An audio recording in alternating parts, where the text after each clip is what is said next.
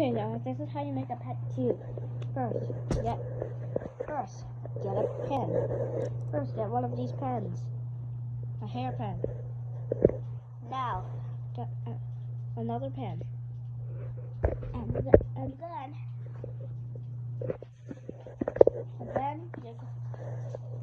then you're going to like put the this ring part on, and then slide this on. You've made a limb. Now repeat that process. Repeat that process for all 4 limbs. And then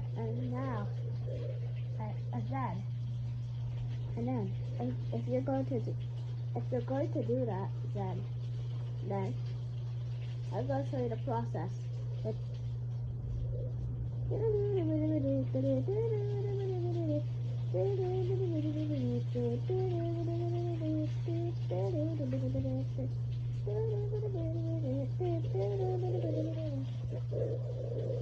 Yep.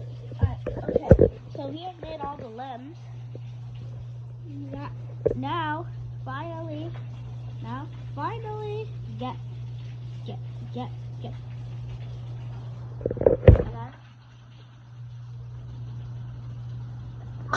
And then finally, get the limbs. Put them on the legs. Put on the legs like this. The legs are on.